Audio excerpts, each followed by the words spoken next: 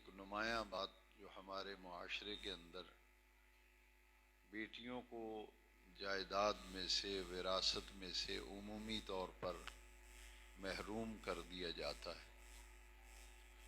جب جائیداد تقسیم کی جاتی ہے تو بھائی جو ہیں وہ بہنوں کو حصہ دینے پر رضامند نہیں ہوتے۔ آج کی منزل میں سورہ نساء کا وہ مقام پڑھا گیا کہ جیسے فوت ہونے والے کی جائیداد میں، وراثت میں بیٹوں کا حق ہے، اسی طرح جو جائیداد اور جو وراثت چھوڑنے کے بعد آدمی فوت ہوتا ہے تو جو وراثت چھوڑ جاتا ہے، جائیداد چھوڑ جاتا ہے، اس میں بیٹیوں کو بھی حصہ ملتا ہے۔ اور جو جان بوجھ کر اپنی بہنوں کو حصہ نہیں دیتے، قیامت کے دن اس کے گلے میں طوق ڈالا جائے گا اور اس چیز کی سخت سزا ملتی ہے کہ کسی کی جائیداد سے اسے محروم کر دیا جائے۔ اور پھر عمومی طور پر یہ بہانہ بنایا جاتا ہے کہ بیٹیوں نے بھی کبھی حصہ لیا ہے یا بہنوں نے بھی کبھی حصہ لیا ہے۔ جب اللہ تبارک و تعالی نے حصہ رکھا ہے، جیسے بیٹے جو ہیں باپ کی اولاد ہے، اسی طرح بیٹیاں بھی تو اسی کی اولاد ہیں، وہ اسی کے صلب میں سے ہیں، بیٹے بھی اسی کے صلب میں ہیں، بیٹیاں بھی اسی کی صلب میں ہیں۔ لہٰذا جس طرح بیٹوں کا حق جائیداد میں ہے، اسی طرح بیٹیوں کا حق بھی جائیداد میں رکھا گیا ہے اور انہیں محروم نہیں رکھنا چاہیے۔ اللہ کریم نے جائیداد کی تقسیم کے حوالے سے، وراثت کی تقسیم کے حوالے سے بیٹیوں کو جو حصہ ہے اس کی وضاحت سورہ نساء میں آج کی منزل میں گزری۔ للذکر مثل حظ الانثیین، فوت ہونے والے کی جائیداد و وراثت جب تقسیم کی جائے گی تو اصول یہ ہوگا کہ دو بہنوں کا حصہ جو ہے وہ ایک بھائی کے برابر ہوگا۔ اس لیے ہمیں اس بات سے بچنا چاہیے، یہ بڑا اللہ تعالیٰ کی ناراضگی، قیامت کے دن جواب دہی کا معاملہ ہے۔ اور جو کسی کی جائیداد ہتھیا لیتا ہے، قبضہ کر لیتا ہے، تو پھر یقیناً قیامت کے دن حقوق العباد کے حوالے سے کسی کی وراثت پر، کسی کی جائیداد پر، کسی کی زمین پر، کسی کی دکان و مکان پر، پلاٹ پر اگر کوئی قبضہ کرتا ہے تو حدیث شریف میں آتا ہے کہ اس کے گلے میں طوق ڈالے جائیں گے اور انہیں سخت ترین سزا دی جائے گی۔ اس لیے جہاں بھی جائیداد و وراثت کی تقسیم کا معاملہ ہو تو اللہ تبارک و تعالیٰ سے ڈرتے ہوئے بیٹیوں کو برابر حصہ، بھائیوں کو چاہیے کہ باپ کی جائیداد میں سے جب تقسیم کریں تو بیٹیوں کو جو شریعت نے حق دیا ہے، جو اصول مقرر کر دیا ہے کہ دو بہنوں کا حصہ جو ہے وہ ایک بھائی کے برابر ہے، اس اصول کے مطابق ان کو لازمی حصہ دینا چاہیے۔ پھر آج کی منزل میں کلالہ کا مسئلہ پڑا گیا۔ کلالہ اس شخص کو کہتے ہیں جس کے والدین بھی نہ ہوں، ماں باپ بھی نہ ہوں، اس کی اولاد بھی نہ ہو، اس کی جائیداد کی تقسیم اور دوسرے معاملات، کون اگر ہو کون نہ ہو تو کتنا حصہ ملتا ہے۔ اسی لیے اسلام میں یہ حکم دیا گیا ہے کہ جب آنکھیں بند ہوتی ہیں، بندہ فوت ہوتا ہے تو تقسیم کے احکام اس کے بعد لاگو ہوتے ہیں۔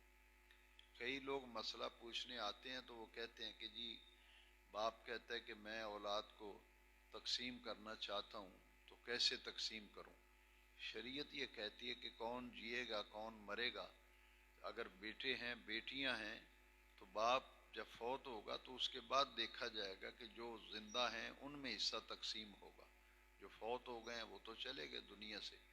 تو یہ معاملہ ہے کہ فوت ہونے کے بعد جائیداد جو ہے وہ تقسیم ہوتی ہے۔ وراثت کا قانون جو دینی اسلامی قانون ہے وہ فوت ہونے کے بعد لاگو ہوتا ہے۔ زندگی میں اگر کوئی جائیداد تقسیم کرنا چاہے تو وہ اپنی جائیداد کا کل مالک ہے۔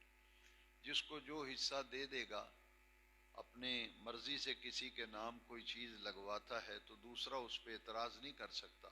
کیوں؟ اس لیے کہ باپ کل جائیداد کا مالک ہے، ابھی زندہ ہے، وہ اپنی خوشی سے اگر کسی کو کم دیتا ہے، کسی کو زیادہ دیتا ہے، تو وہ الگ معاملہ ہے، کیونکہ اس کی اپنی ملکیت ہے، جس کو جو مرضی وہ دے دے۔ فوت ہونے کے بعد دیکھا جائے گا کہ جو ترکہ ہے، ترکے کا مطلب ہے باپ نے جو جائیداد چھوڑی ہے، وہ پھر دیکھا جائے گا کہ جو زندہ ہیں ان میں تقسیم کر گیا ہے، جو زندگی میں تقسیم کر گیا ہے وہ تو قائم رہے گی، لیکن باقی جو جائیداد ہے وہ برابر میں حصے کے مطابق تقسیم کی جائے گی۔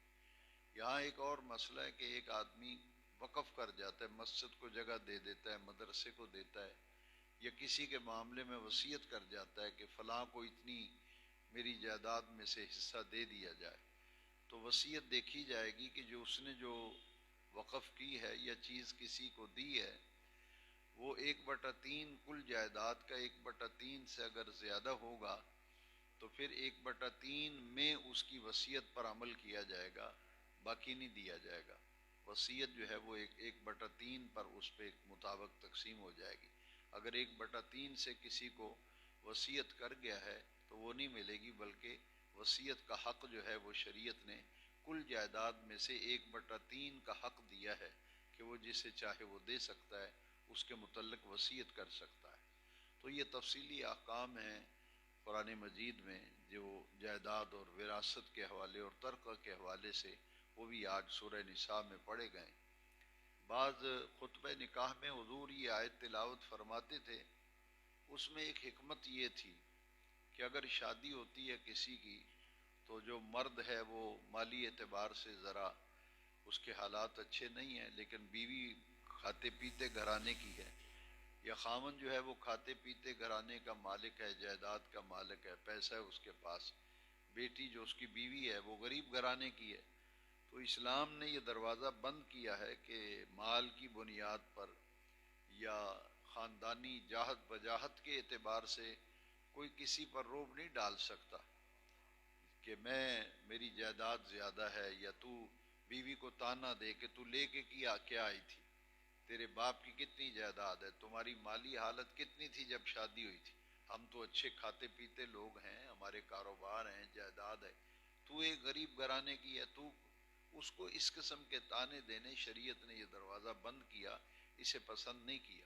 پھر اس لیے نبی کریم علیہ السلام خطبہ نکاح میں یہ سورہ نساء کی جو پہلی آیت تلاوت فرماتے تھے، یا ایھا الناس اتقوا ربکم الذی خلقکم من نفس واحدہ وخلق منها زوجها وبث منهما رجالا كثيرا ونساء واتقوا الله الذي تساءلون به والارحام ان اللہ کان علیکم رقیبا۔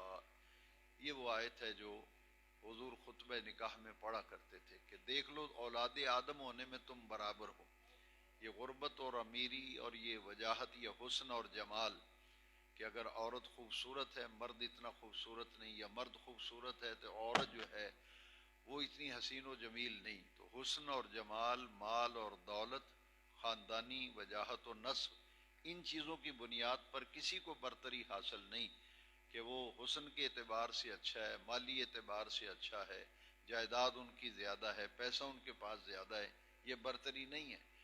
اس لیے خطبہ نکاح میں حضور یہ تلاوت فرمایا کرتے تھے کہ تم نسل آدم ہو، اولاد آدم ہو، اور اولاد آدم ہونے میں تم برابر ہو، بس اتنا خیال رکھو۔ یہ تو تمہارے اپنے معیار ہیں نا، دین کا معیار کیا ہے برتری کا، فضیلت کا؟ شریعت نے کہا پھر یہ دیکھا جائے گا ان اکرمکم عند اللہ اتقاکم، شوہر اور بیوی میں اگر تقابل چلے گا تو پھر دین ہمیں یہ کہتا ہے، یہ دیکھا جائے گا دونوں میں سے جس کے پاس تقوی زیادہ ہوگا فضیلت اس کی ہوگی۔ بلکہ ہر ایک کا معیار دے دیا گیا کہ معاشرے کے اندر، اسلامک معاشرے کے اندر یہ دیکھا جائے گا کہ کسی کے نسب کی وجہ سے، کسی کے مال کی وجہ سے، وجاہت کی وجہ سے اسے اہمیت اور فوقیت نہیں ہے، فوقیت تو تقوی کی بنیاد پر ہے۔ اس لیے واضح حکم دے دیا گیا ان اکرمکم عند اللہ اتقاکم، کہ اللہ کے نزدیک اس کی عزت زیادہ ہے جو تم سب میں سے زیادہ پرہیزگار ہوگا، جو سب سے زیادہ متقی ہوگا۔ تو تقوی جو ہے وہ بنیاد ہے۔ اسی لیے خطبہ نکاح کے اندر جو 3 آیتیں حضور تلاوت فرماتے تھے، میں نے کئی مرتبہ یہ وضاحت کی ہے، لیکن تینوں آیتوں کے اندر جو قدر مشترک ہے وہ تقوی ہے۔ جو تین آیتیں خطبہ نکاح میں حضور جو خطبہ پڑھتے تھے وہ بخاری شریف کے اندر مکمل خطبہ موجود ہے، اور ان میں تین ہی آیتیں حضور تلاوت فرماتے تھے، اور تینوں کے اندر تقوی کی تعلیم ہے۔ پہلی آیت تو یہی ہے جو آج سورہ نساء کی منزل میں پہلی آیت، یا ایھا الناس اتقوا ربکم الذی، اے لوگو اپنے اس رب سے ڈرو، یا ایھا الناس اتقوا ربکم الذی، تمہارا وہ پروردگار ہے، تمہارا وہ رب ہے، اس کی خشیت، اس کا خوف جو ہے ہر وقت تمہارے دل کے اندر رہے۔ اور دوسری آیت جو نبی کریم علیہ السلام تلاوت فرماتے تھے، یا ایھا الذین آمنوا اتقوا اللہ حق تقاتہ ولا تموتن الا وانتم مسلمون، اللہ کا تقوی اختیار کرو، تمہیں موت آئے تو اسلام کی حالت میں آئے۔ تو ان دونوں آیتوں کے اندر تقوی کا حکم ہے۔ تیسری آیت جو خطبہ نکاح میں پڑھی جاتی ہے وہ یہ ہے، یا ایھا الذین آمنوا اتقوا اللہ وقولوا قولا سدیدا یصلح لکم اعمالکم ویغفر لکم ذنوبکم ومن یطع اللہ ورسولہ فقد فاز فوزا عظیما۔ تو ان تینوں آیتوں کے اندر جو قدر مشترک ہے وہ تقوی ہے۔ تو روزے کا مقصد بھی تقوی ہے، یعنی اسلام یہ چاہتا ہے کہ جتنے بھی ماننے والے ہیں، دین اسلام کے ماننے والے ہیں، ان کے اندر تقوی کی خوبی اور وصف جو ہے وہ نمایاں طور پر ہو۔ اس لیے نکاح کے اندر بھی بار بار تقوی کا، تینوں آیتوں میں تقوی کی تعلیم دی گئی۔ تقوی ہے اپنے دامن کو بچا کر کے رکھنا، دنیا کی آلودگیوں، دنیا کی گندگیوں اور آلائشوں سے اپنے دامن کو بچا کر کے رکھنا۔ پھر آج کی منزل میں قانون وراثت اور نکاح کے معاملات، اور وہاں یہ فرمایا گیا، چونکہ وقت مختصر ہوتا ہے لیکن میں اس کا ذکر کر ہی دیتا ہوں، فَانكِحُوا مَا طَابَ لَكُم مِّنَ النِّسَاءِ مَثْنَىٰ وَثُلَاثَ وَرُبَاعَ وَإِنْ خِفْتُمْ أَلَّا تَعْدِلُوا فَوَاحِدَةً، یہ سورہ نساء کی آیت ہے۔ یہ بھی خطبہ رضویہ میں امام احمد رضا جو نکاح کا خطبہ پڑھتے تھے اس میں اس آیت کا بھی اضافہ ہے کہ ان عورتوں سے نکاح کرو جو تمہیں پسند ہیں۔ ناپسندیدہ شادیاں جو ہیں وہ عام طور پر نباہ نہیں ہوتا۔ آپ دیکھیں والدین زبردستی مر دیتے ہیں، دو مرد و عورت کی شادی، وہ اپنی وجاہت کی بنیاد پر اولاد کو مجبور کر کے وہ ان کی مرضی کے خلاف جو شادیاں کی جاتی ہیں، ان کا جو حشر ہوتا ہے وہ آپ کے بھی علم میں ہے۔ اس لیے اسلام نے یہ حق دیا ہے، لیکن اکثر والدین اپنی اولاد کو اس حق سے محروم کرتے ہیں صرف اپنے رشتے نبھانے کے لیے کہ ہم بہن بھائی مل جائیں گے، ہمارے خاندان مل جائیں گے، لیکن ان کے مزاج کو نہیں دیکھا جاتا۔ دین یہ کہتا ہے کہ جب کسی کا رشتہ طے کیا جائے، وہ بیٹی ہو یا بیٹا ہو، تو واضح حکم دیا گیا کہ ان کی پسند پوچھو ان سے۔ کیا ہے یہ شرم و حیا کی بات لوگ کرتے ہیں، لیکن سب سے زیادہ شرم و حیا کی تعلیم دینے والا تو دین اسلام ہے۔ تو دین نے کہا ہے، جیسا کہ قرآن مجید میں فرمایا کہ مرد جو ہے وہ عورت کا لباس ہے، عورت مرد کا لباس ہے، اور ہن لباس لکم وانتم لباس لہن۔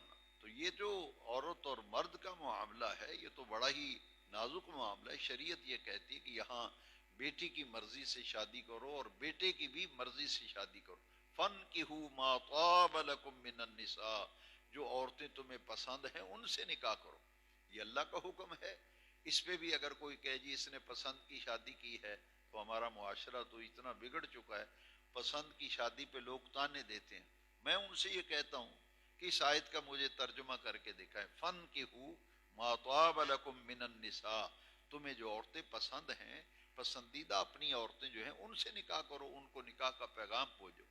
تو اگر رشتہ طے ہوتا ہے تو شریعت یہ کہتی ہے کہ اس میں کیا کیا خوبیاں دیکھی جائیں گی۔ سب سے پہلے یہ دیکھا جائے گا کہ اخلاق کے اعتبار سے، اخلاقی اعتبار سے کیا حالت ہے، پھر دینداری کے حوالے سے دیکھا جائے گا، پھر خاندان کے اعتبار سے دیکھا جائے گا، پھر شرافت کو دیکھا جائے گا۔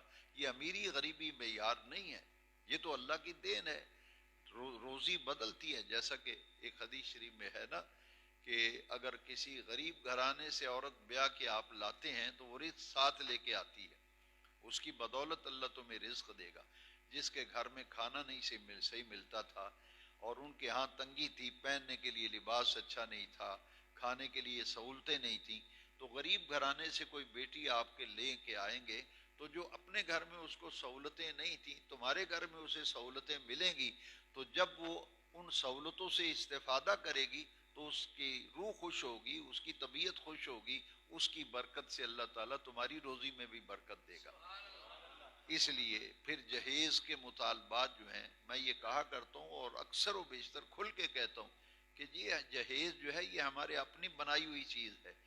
جہیز جس قدر ہم دے رہے ہیں جو ہمارے ہاں ایک معیار بن گیا ہے، اس کی تو اسلام کے اندر گنجائش ہی نہیں۔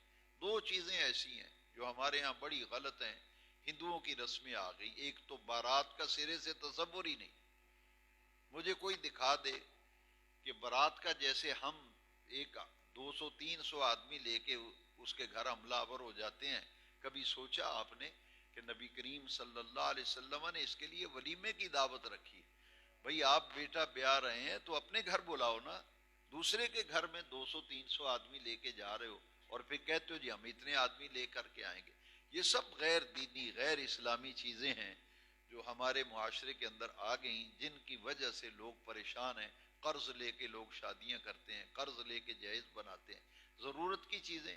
آج یوم سیدنا فاطمہ الزہرا رضی اللہ تعالیٰ عنہ پہ صبح بھی گفتگو ہوئی، جمعے میں بھی، عصر کے بعد بھی میں نے گفتگو کی۔ یہاں آپ کا جو شادی کے اوپر جو جہیز دیا گیا تھا وہ کیا تھا؟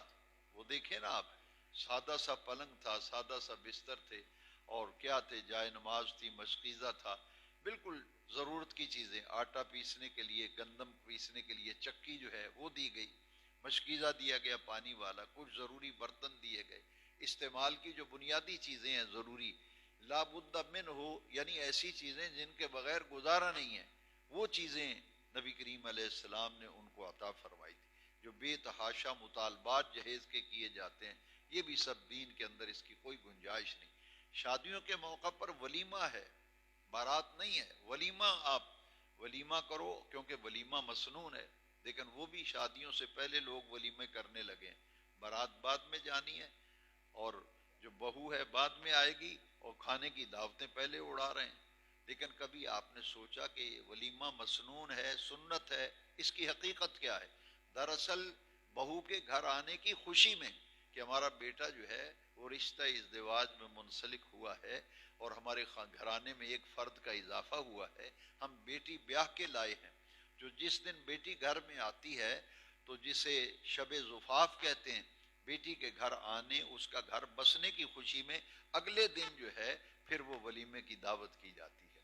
یہ عمومی طور پر نکاح کے اگلے دن نبی کریم علیہ السلام نے حضرت سیدہ زہرا کا جب نکاح فرمایا حضرت علی سے رضی اللہ عنہ، تو آپ ولیمہ جو ہے خود حضور نے کیا تھا اور اگلے دن کیا تھا، اس سے اگلے روز صحابہ کرام کی دعوت کی تھی۔ تو یہ وہ سارے معاملات ہیں۔ فَانْكِحُوا مَا طَابَ لَكُم مِّنَ النِّسَاءِ مَثْنَىٰ وَثُلَاثَ وَرُبَاعَ، کہ یہ 2-2 3-3 4-4 بیویاں ایک آدمی رکھ سکتا ہے، لیکن آگے شرط جو ہے وہ بڑی قابل توجہ ہے۔ فَانْكِحُوا مَا طَابَ لَكُم مِّنَ النِّسَاءِ مَثْنَىٰ وَثُلَاثَ وَرُبَاعَ، کہ آپ جو عورتیں پسند ہیں ان سے نکاح کرو، 2 ہوں، 3 ہوں، 4 ہوں، 4 تک آپ کر سکتے ہیں بھیا، لیکن آگے شرط آ گئی، شرط آئی ہے وَإِنْ خِفْتُمْ أَلَّا تَعْدِلُوا فَوَاحِدَةً، اگر تمہیں اس بات کا ڈر ہے کہ 2 بیویاں کی تو انصاف نہیں کر سکوں گا، 3 کی انصاف نہیں ہو سکے گا۔ انصاف سے مراد کیا ہے؟ جیسا لباس ایک بیوی کا ہے ایسا لباس دوسری کا، جیسا کھانا ایک کو دیا ہے دوسری کے گھر بھی وہی سبزی جائے گی جو ایک کے گھر گئی ہے، جیسا ایک کا رہائش کا مکان کمرہ ہے ایسے ہی دوسری کا ہوگا۔ یہاں تک کہ راتوں کو بھی تقسیم کیا جائے، اگر 4 دن ایک بیوی کے پاس گزاریں تو دوسری کے یہاں بھی 4 دن گزارنا پڑیں گے۔ یہاں تک کہ نبی کریم علیہ السلام کی طبیعت مبارکہ جب علیل ہوئی اور آپ کا وصال کا وقت قریب آیا تو جو دوسری زوجہ مکرمہ تھیں یہ ان کی باری تھی، تو حضور نے ان سے باقاعدہ طور پر فرمایا کہ اگر تم اجازت ہو تو میں عائشہ کے ہاں نہ ٹھہر جاؤں، کیونکہ نبی کریم علیہ السلام کی ازواج مطہرات میں سے حضرت عائشہ جو ہیں یہ صدیقہ ہیں اور ان کو فقیہہ کا درجہ حاصل ہے، اور نبی کریم علیہ السلام کی خدمت کے اعتبار سے تمام ازواج یہ حضور کی بیویاں امہات المومنین ہیں، سب کا بڑا مقام ہے، لیکن حضور خود اس بات کو پسند فرماتے تھے۔ آپ کا وصال بھی حضرت عائشہ صدیقہ کے حجرے پہ ہوا، اور بالکل حضور کا سر اقدس جو ہے ان کی گود میں تھا جب حضور کا وصال ہوا، اور پھر اسی پلنگ پہ جہاں حضور کا وصال ہوا تھا وہیں آپ کی قبر انور بھی بنی تھی، کہ حضور خود یہ پسند فرماتے تھے کہ میری قبر اور میرا وصال جو ہے وہ صدیقہ کے حجرے میں ہو۔ اس لیے آپ نے ان سے اجازت لی کہ باری تو تمہاری ہے، اگر تم خوشی سے کہو تو میں عائشہ کے ہاں نہ منتقل ہو جاؤں۔ تو اللہ کریم نے قرآن میں فرمایا فَإِنْ خِفْتُمْ أَلَّا تَعْدِلُوا فَوَاحِدَةً، پھر ایک ہی کریں گے، پھر دوسری بیوی نہیں رکھیں گے، کیونکہ پھر ناانصافی کی جو سزا ملے گی وہ کون بھگتے گا۔ تو یہ وہ معاملات تھے۔ سورہ نساء چونکہ عورتوں کے مسائل، عورتوں کے معاملات اس میں زیادہ بیان کیے گئے ہیں، اور پھر وہ بڑی ہی محتمم بشان آیت کریمہ ہے جس میں اللہ تعالی نے ہم جیسے گناہ گاروں کے لیے وسیلے کا ایک سبب اور ذریعہ اور شفاعت کا بیان فرمایا۔ سورہ نساء میں ہی یہ آیت آج گزری ہے، وَلَوْ أَنَّهُمْ إِذ ظَّلَمُوا أَنفُسَهُمْ جَاءُوكَ فَاسْتَغْفَرُوا اللَّهَ وَاسْتَغْفَرَ لَهُمُ الرَّسُولُ لَوَجَدُوا اللَّهَ تَوَّابًا رَحِيمًا۔ جو لوگ گمراہی پھیلاتے ہیں معاذ اللہ، اور انبیاء اور اولیاء کی توہین کرتے ہیں قرآن مجید کے ترجمے کی آڑ لے کر، میں کھل کے یہ بات کہتا ہوں کہ اس آیت کے اندر ذرا غور تو کریں کہ رب نے شرط لگائی ہے کہ اگر تم اپنے جانوں پر ظلم کر بیٹھو تو در مصطفیٰ پہ آ جاؤ، فاستغفر اللہ، یہاں آ کر مجھ سے اپنے گناہوں کی معافی مانگو۔ چاہیے تو یہ تھا کہ یہاں حکم آ جاتا کہ میری بارگاہ میں معافی مانگو، میں تمہیں معاف کر دوں گا، بات ختم ہوگی، لیکن شرط لگائی ہے یہاں آ کے مجھ سے گناہوں کی معافی مانگو، وَاسْتَغْفَرَ لَهُمُ الرَّسُولُ، اور میرا محبوب رسول بھی تمہارے لیے استغفار کریں۔ اسے ہی تو شفاعت کہتے ہیں کہ حضور بھی میری بارگاہ میں التجا کریں کہ باری تعالیٰ یہ میرا غلام ہے، یہ غلطی کر بیٹھا ہے، گناہ کر بیٹھا ہے، حضور استغفار کریں، شفاعت فرمائیں، لَوَجَدُ اللَّهَ تَوَّابًا رَحِيمًا، تو اللہ توبہ بھی قبول فرماتا ہے، اپنی رحمتیں بھی نازل فرماتا ہے۔ نیک آدمی سے بھی گناہ ہو سکتے ہیں، کوئی معصوم نہیں ہے۔ یہ ہمارے ہاں جو غلط مسائل مشہور ہو گئے ہیں ان کی اصلاح کرنی چاہیے اپنے عقائد و نظریات کی۔ کوئی بندہ معصوم نہیں ہے، معصوم صرف انبیاء کرام ہیں، ہاں البتہ صحابہ، اہل بیت، اولیاء یہ محفوظ ہیں۔ محفوظ اور معصوم میں فرق ہے، معصوم سے تو گناہ سرزد ہوتا ہی نہیں، وہ تو ممکن ہی نہیں کہ گناہ ان کے قریب سے بھی گزر جائے جو معصوم ہے۔ محفوظ جو ہیں جب ان سے گناہ ہونے لگتا ہے تو اللہ تبارک و تعالیٰ اپنی شان کریمی سے انہیں اس خطا سے، اس غلطی سے محفوظ فرما لیتا ہے، بچا لیتا ہے۔ لیکن نیک آدمی سے جب گناہ ہوتا ہے، آج کی منزل میں یہ بڑی قابل توجہ آیت ہے، من یعمل سوءا او یظلم نفسہ ثم یستغفر اللہ یجد اللہ غفور رحیم۔ دیکھیے اس سے میں یہ کہا کرتا ہوں، یہ تو گناہ گاروں پر اللہ کا کتنا کرم ہے، تو گناہ گار خدا کے دروازے پہ نہ آئے، دین سے دور رہے، یہ تو پھر بدبختی ہے نا۔ اللہ کریم کن سے خطاب فرمائے؟ نیک لوگوں کو کہا جا رہا ہے من یعمل سوءا، اگر تم میں سے کبھی کوئی گناہ ہو جائے، کوئی غلطی ہو جائے، من یعمل سوءا او یظلم نفسہ، کوئی گناہ کر بیٹھو، کوئی غلطی ہو جائے یا اپنی جان پر ظلم کر بیٹھو، یج تو کیا فرمایا کہ جب جانوں پر ظلم سے مراد یہ ہے کہ جس سے اپنی ذات کو بھی نقصان پہنچے، دوسرے کو بھی پہنچے، سوءاً بے حیائی یا برائی کا کوئی کام ہو جاتا ہے، من یعمل سوءاً او یظلم نفسہ ثم یستغفر اللہ، کتنی پیاری آیت ہے، کتنا بڑا حوصلہ ہے۔ پھر گناہ کر بیٹھا ہے، بدی ہو گئی ہے، غلطی ہو گئی ہے، تو پھر کیا کیا؟ ثم یستغفر اللہ، پھر اپنے رب سے استغفار کرتا ہے کہ باری تعالیٰ یہ گناہ ہو گیا ہے، میں تیری بارگاہ سے اس گناہ کی معافی مانگتا ہوں۔ ثم یستغفر اللہ، اللہ کریم فرماتے ہیں گناہ کرنے کے بعد جب میری بارگاہ میں استغفار کرتا ہے، یجد اللہ غفور الرحیم، پھر استغفار کرنے والا رب کو تواب بھی پاتا ہے، غفور بھی پاتا ہے، رحیم بھی پاتا ہے۔ یہ استغفار ایک ایسا عمل ہے جس سے گناہ دھلتے رہتے ہیں، استغفار ایسا عمل ہے جس سے گناہ دھلتے رہتے ہیں۔ حدیث شریف کا مطالعہ کریں نا، اگر روزی کی تنگی کی کوئی شکایت کرتا تھا کہ میرے مالی حالات اچھے نہیں ہیں، تو حضور فرماتے تھے کثرت سے استغفار پڑھا کرو۔ کسی کو تکلیف آتی تو حضور فرماتے کثرت سے استغفار پڑھا کرو، استغفر اللہ ربی من کل ذنب واتوب الیہ۔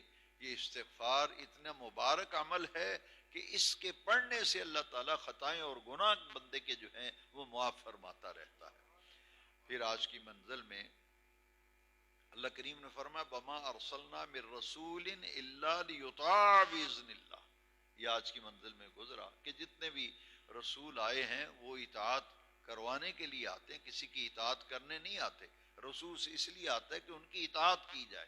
پھر نبی کریم علیہ السلام کے بارے میں پڑھا گیا کہ تمام رسول اطاعت کروانے کے لیے آتے ہیں، اور حضور کے بارے میں فرمایا من یطع الرسول فقد اطاع اللہ۔ یہ بھی آج گزرا کہ جس نے رسول پاک کا حکم مانا اس نے اللہ کا حکم مانا۔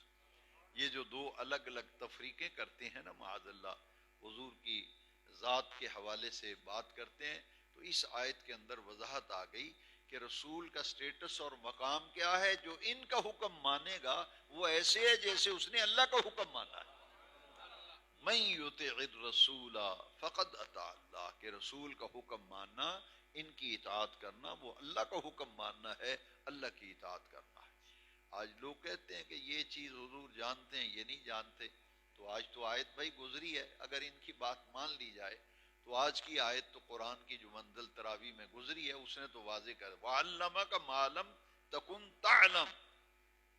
اب اس کے بعد بھی کوئی اعتراض کرے گا کہ اے محبوب جو آپ نہیں جانتے تھے ہم نے آپ کو وہ بھی علم عطا کر دیا۔ وَعَلَّمَكَ مَا لَمْ تَكُنْ تَعْلَمْ، جو آپ نہیں جانتے تھے ہم نے آپ کو وہ بھی عطا کر دیا علم۔ وَكَانَ فَضْلُ اللَّهِ عَلَيْكَ عَظِيمًا، آپ پر تو اللہ کا فضل عظیم ہے۔ تو میرے آقا کی شان ہے وَعَلَّمَكَ مَا لَمْ تَكُنْ تَعْلَمْ، کہ اے پیارے محبوب جو آپ نہیں جانتے تھے ہم نے وہ بھی آپ کو عطا کر دی۔ تو جب اللہ نے عطا فرما دیا ہر قسم کا علم، اس کے بعد اگر کوئی کہے کہ یہ نہیں جانتے وہ نہیں جانتے، تو پھر اس کو قرآن سے رجوع کرنا چاہیے۔ قرآن تو کہہ رہا ہے کہ جو آج سے پہلے آپ نہیں جانتے تھے وہ سارے علوم ہم نے آپ کو عطا کر دی۔ وَعَلَّمَكَ مَا لَمْ تَكُنْ تَعْلَمْ وَكَانَ فَضْلُ اللَّهِ عَلَيْكَ عَظِيمًا۔ اللہ تبارک و تعالی قرآن مجید کو ہمارے دل کی بہار بنائے اور نور قرآن سے ہمارے سینے روشن فرمائے۔ الصلاۃ والسلام علیک یا سیدی یا رسول اللہ وعلى آلك وأصحابك یا سیدی یا حبیب اللہ۔